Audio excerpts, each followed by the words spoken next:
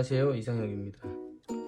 이번 주에 소개해드린 책은 김동춘 교수님의 대한민국은 왜? 라는 책입니다.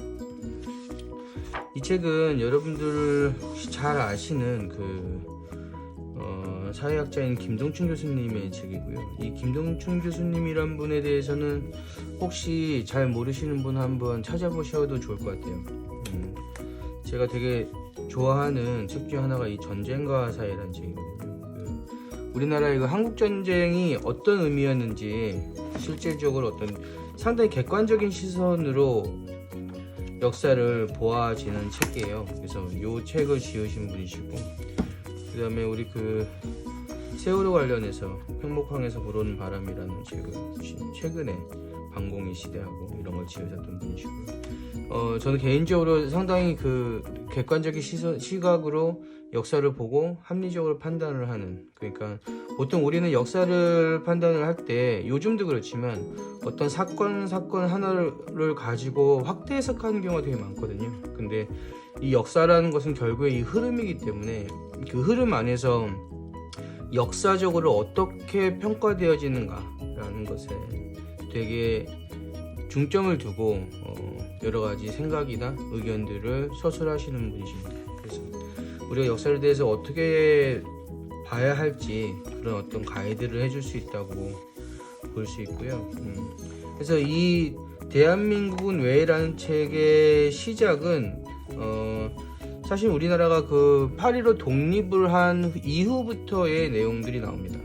사실 지금 현재 우리가 2020년도로 살고 있지만 우리 지금 현재 사회에서도 얼마 전에도 선거를 하고, 그 다음에 여러 가지 지금 정치적으로나 사회적으로 굉장히 복잡해요. 특히 요즘 같은 경우에는 소위 말하는 좌파다 우파다 해서 서로 간의 어떤 이념 전쟁 이런 것들, 서로 간의 어떤 다툼, 그 다음에 서로 간의 어떤 공감할 수 없는 이런 포인트들 때문에 겉으로 드러나게 많이 싸우고 막 이렇게 옛날처럼 막 폭력이 오가고 이러진 않지만 실질적으로 굉장히 치열한 다툼이 일어나고 있어요. 그런 것들이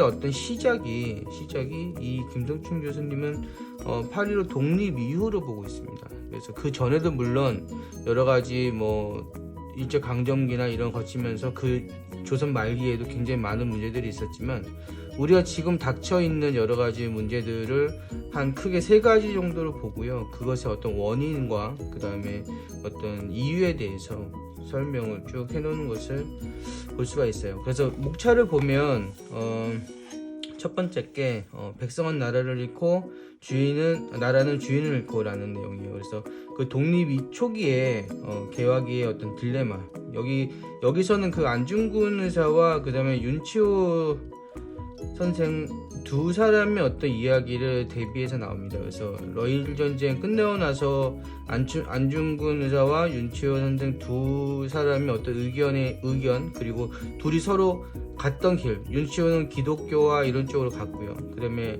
안중근 의사는 천주교를 믿으면서 또 이런 독립의 길로 갔고요. 그러면서 어떤 결과들이 있어요, 어떤 길이 달라졌는지, 되게 독립이 끝나고 개화하는 과정에서 있었던 어떤 큰 2가지 어떤 갈래길을 보여주면서 이야기를 시작합니다. 그러고 나서 이제 조선의 어떤 근대화에 대해서 공산주의와 기독교가 어떤 역할을 했는지, 그 다음에 이제 그 밑에 최근에도 이슈가 됐던 우리나라 건국이 몇 주년이냐, 건국절을 기념을 봐야 되느냐, 광복절을 기념을 봐야 되느냐, 건국은 언제 기준으로 할 것이냐, 임시정부를 기준으로 할 것이냐, 아니면 광복절 이후에 대한민국 수립을 이유할 것이냐, 이런 여러 가지 어떤 이야기들이 있어요. 그런 것들이 어떤 성격이 어떤 배경인지, 되게 사실은 지금 우리가 현재도 이 문제들은 계속 고민하고 서로 간에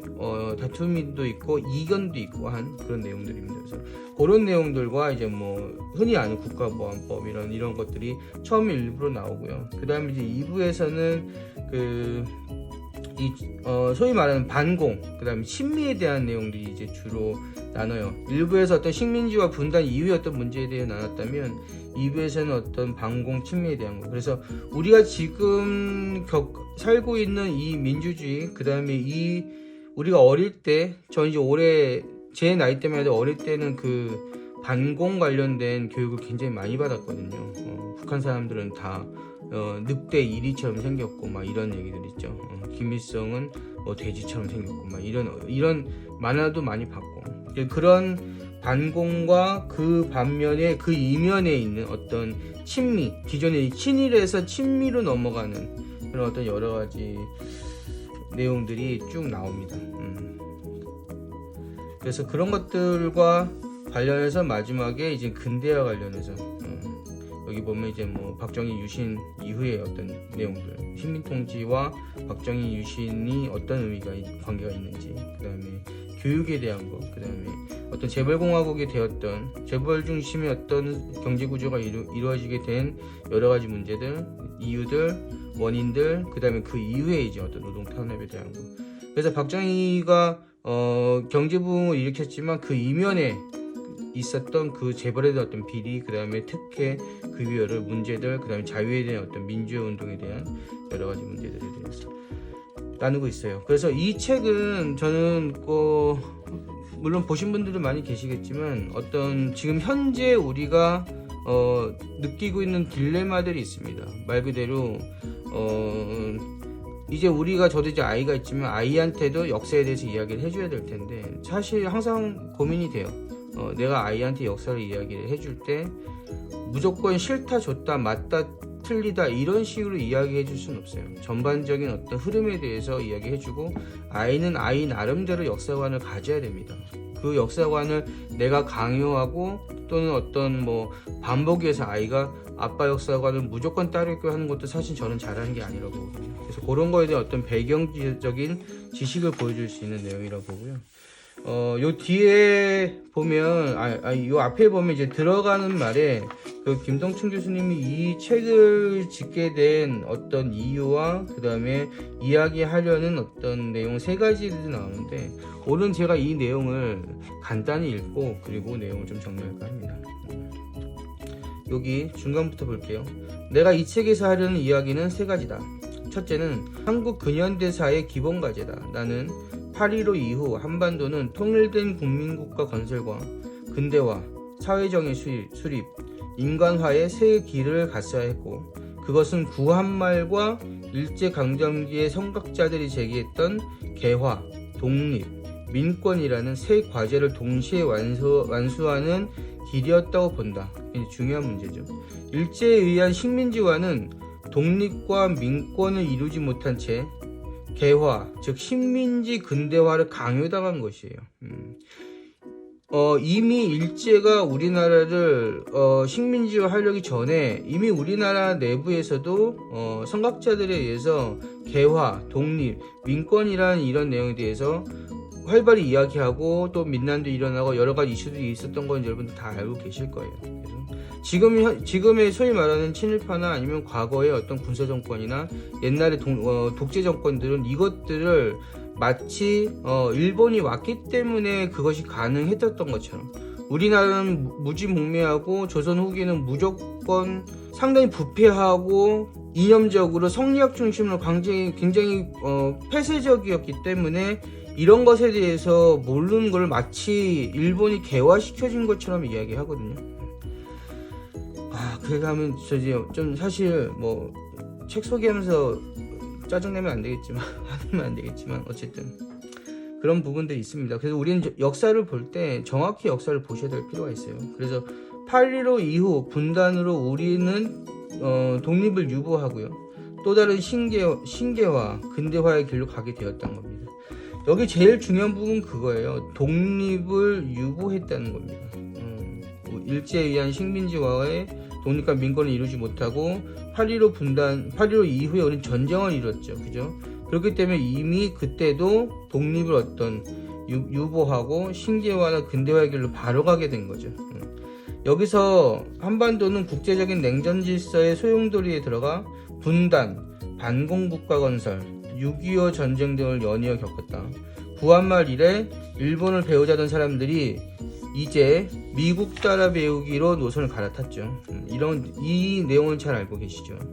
그들이 지금까지 한국의 독립과 민권 보장을 유보한 채 개화, 즉 근대화, 서구화의 길을 이제 주도를 했다는 것이죠. 요즘 흔히 말하는 그 일제 청산, 그 다음에 과거사 청산에 대한 것들을 미룬 거죠. 미루게 된 것들이 여기 보시면 간단히 나옵니다. 구한말에 일본을 배우자 했던 사람들, 소위 말하는 친일파죠. 이 사람들이 미국 쪽에 붙으면서 당시에 전쟁 이후에 미국이 힘을 잡고 우리나라를 어떤 지원하는 형태로 해서 어쨌든 그렇게 했는데, 거기를 그쪽을 갈아타면서 기존의 일제 강점기의 문제에 대해서 청산을 안 하고 유보한 채 그냥 지금까지 왔다는 거예요. 이게 첫 번째 하고자 하는 이야기입니다. 그래서 앞에 보면 일부에 백성은 나라를 잃고 나라는 주인을 잃고, 여기에 그 이야기가 나오는 거예요. 두 번째 쟁점은 대한민국의 국가 이념입니다.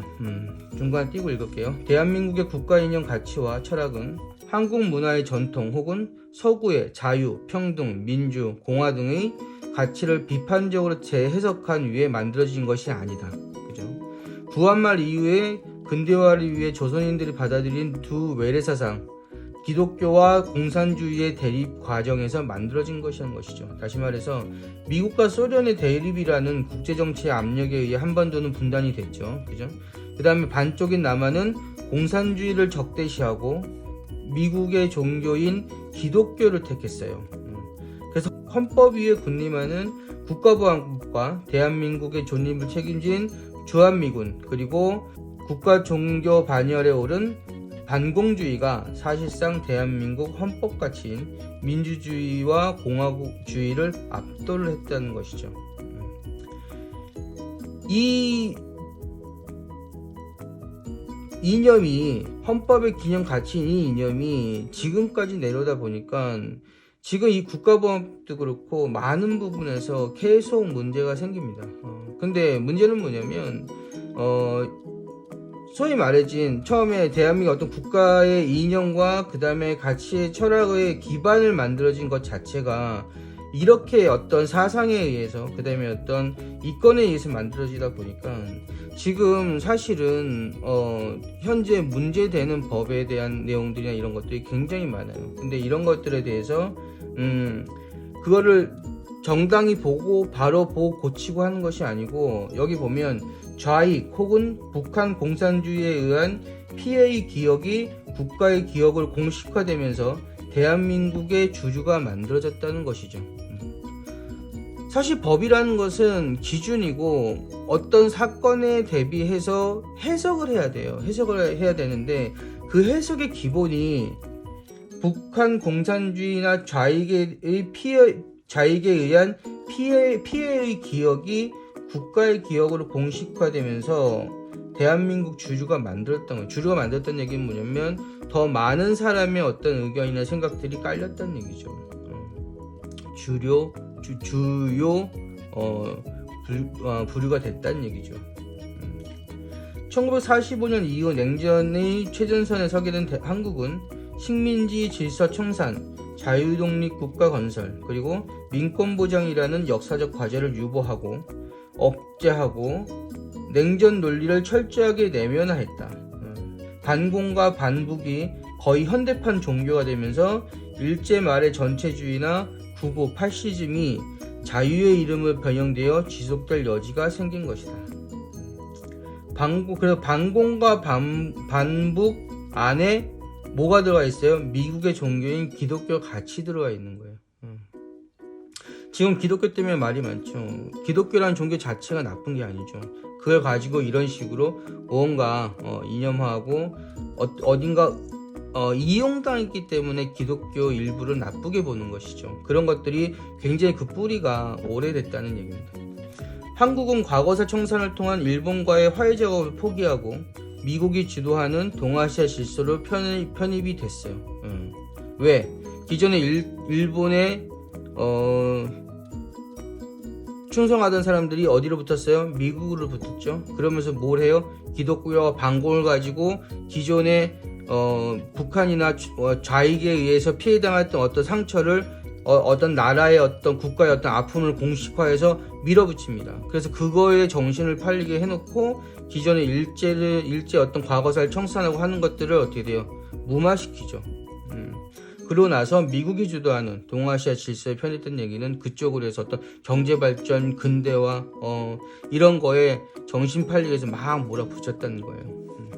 남한의 집권층은 역설적으로 북한과의 적대로 먹고 산다. 굉장히 공감하는 부분이죠. 분명히 새 민주주의 국가는 건설했지만 그 국가에서 통일, 민권 세력이 탄압받고 사회주의자들은 물론 민족주의자들까지 모두 제거가 되었습니다. 이후 다수 국민의 의사가 기존의 정치 질서나 정당에 거의 반영되지 않았죠. 우리나라도 직선제가 된 지 불과 얼마 되지 않았습니다. 일제에 협력했던 엘리트와 반공을 신앙 고백한 사람만이 정치의 지도자가 될 수 있었다. 자, 보세요. 일제에 협력했던 엘리트와 반공을 신앙 고백한 사람의 후손이 지금 정치권에서 누군지 한번 보셔야 될 필요가 있습니다.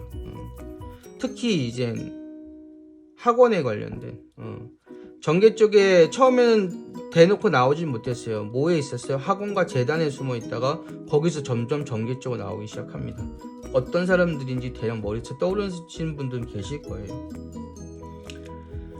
이런 반쪽 국가에서의 정의는 실종되고 국민주권은 반의 반만 보장될 수밖에 없었다. 그래서 지금 요즘도 보면 이 코로나 때문에 뭐 국민 기본소득 뭐 복지 이런 거 나오면서 항상 나오는 얘기가 그거죠. 무슨 평등 뭐 이거 얘기하면서 뭐 포퓰리즘 얘기하면서 얘기하지만 우리나라의 경제 수준이나 여러 가지를 봤을 때 그 정도의 어떤 국민에 대한 어떤 혜택이 아니죠. 어떤 지원이나 이런 것들은 충분히 할 수 있는 경제 조직을 가지고 있습니다. 하지만 이렇게 기존에 일제협력했던 이런 이렇게 지도자가 됐던 사람들 어떻게 해요? 국민들이 똑똑해지는 걸 바라지 않습니다.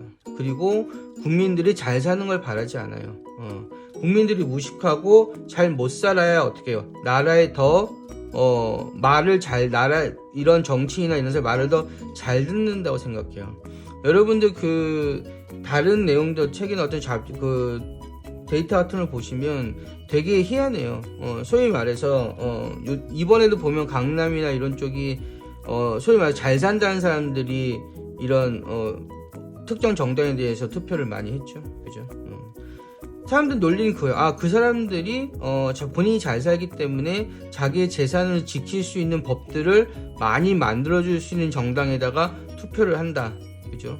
하지만 그 뿌리는 더 깊이 있는 겁니다. 그리고 또 반대로 지방이나 이런 데 보면 경제적으로 어려운 사람인데도 강남에 잘 사는 어떤 이런 사람들과 같은 정당에 막 투표를 하는 경우들이 많아요. 이게 결국엔 같은 맥락이라는 거죠. 그들이 원하는 모습은 이런 모습이라는 거죠. 국민들이 무식하고 못 살아야 나라를 어려워하고 국회의원들 보세요. 국민의 대표인데 국민의 대표라는 생각이 하나도 안 들죠. 그죠?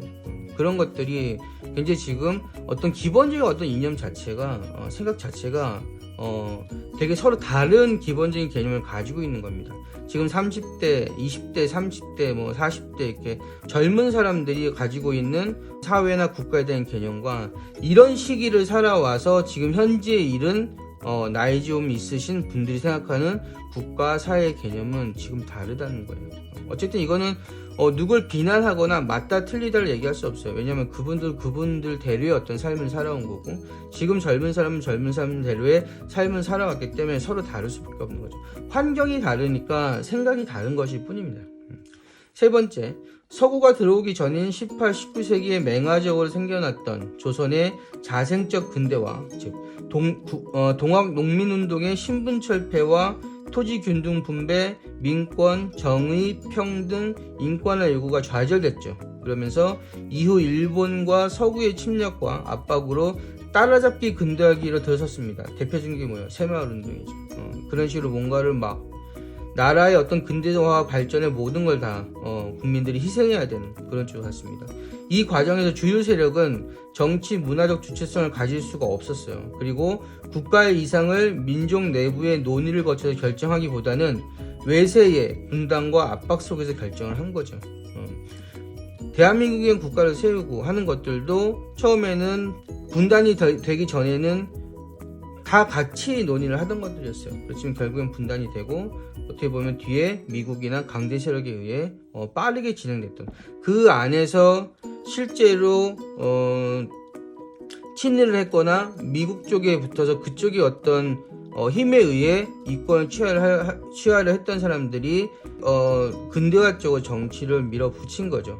기존에 독립운동을 하고 어떤 이런 처음에 말했던 이런 뭐 근대화의 어떤 기념적인 어떤 개념을 잡고자 했던 사람들이 처단당하고 처벌당하기 시작했던 게 딱 그 시기예요. 그래서 국가의 이상을 민족 내부의 논의를 거쳐서 결정하기보다는 외세와 분단의 압박 쪽에서 결정했다. 좀 전에 읽었죠. 국가주의와 성장 지상주의는 바로 이러한 압박 근대의 산물이었다는 거예요. 그래서 우리가 착각하면 안 된다는 거죠. 이런 얘기들 해요. 박정희 시대 때, 전두환 시대 때, 그래도 뭔 좋았어 라고 얘기를 하죠. 그게 정말 그 사람의 어떤 업적이겠느냐, 한번 생각을 해봐야 될 문제입니다. 그래서 마지막으로, 나는 이 책에서 대한민국의 주류 세력이 어떻게 형성되었고, 어떻게 국가를 이끌어왔는가를 주로 다루었기 때문에, 이 흐름에서 탄압받고 배제된 세력들, 일제와 무장투쟁과 사회주의 운동, 그리고 1960년대 이후 민주화 운동과 민중의 저항에 대해서 거의 언급하지 않았다. 그것은 별도의 작업을 요하는 일이다. 다시 말해서 뭐냐면 대한민국 주류 세력이 어떻게 형성되었는지를 이 책에서는 이야기를 하고 있어요. 하지만 우리는 뭘 봐야 돼요? 다른 책이나 내용을 통해서 그 안에서 탄압받고 배제된 세력과 일제화 무장투쟁과 사회주의 운동, 그리고 60년대 이후에 민주화 운동과 민중의 저항에 희생된 사람에 대한 어떤 이야기나 스토리도 우리가 봐야 한다는 얘기예요. 여기 없기 때문에 어쨌든 그런 내용이 나와져 있습니다. 그래서 말씀드린 대로 이게 내용이 보시는 것처럼 책이 두껍지 않아요. 맘먹고 읽으면 한 하루 이틀이면 있습니다. 그래서 전반적인 내용의 어떤 개념을 좀 잡고 여기 하나하나 내용들마다 관련된 책들이 있어요. 전쟁이면 전쟁에 대한 거, 그리고 그 다음에 독립운동에 대한 거, 뭔가 정확한 최근 독립이 된 이후에 그 다음에 국가가 발전하면서 근대화에 대해서는 뭔가 객관적인 자료나 한국어로 된 책들이 많지 않습니다. 그렇기 때문에 우리는 좀 더 이런 내용을 보면서 어떤 개념을 찾아가고 잡아가는 어떤 길이 되었으면 좋겠습니다. 그래서 여러분들이 이런 책들 한 권쯤은 두껍지 않으니까 한번 읽어보시면서요. 지금 현재 우리가 처해 있는 여러 가지 뉴스에 나오는, 지금 현재 나오고 있는 뉴스나 어떤 정치 이슈나 이런 것들이 생각보다 그 짧은 기간에 어떤 국회의원들 간의 정당 간의 어떤 간단한 문제가 아니라는 점 분명히 이해를 하시고, 전반적인 근대사에 대해서 한번 전체적인 개괄을 한번 개념을 잡아볼 수 있는 기회가 되셨으면 합니다. 자, 이번 주에는 대한민국은 왜? 라는 김동춘 교수님의 책을 소개해드렸습니다. 감사합니다.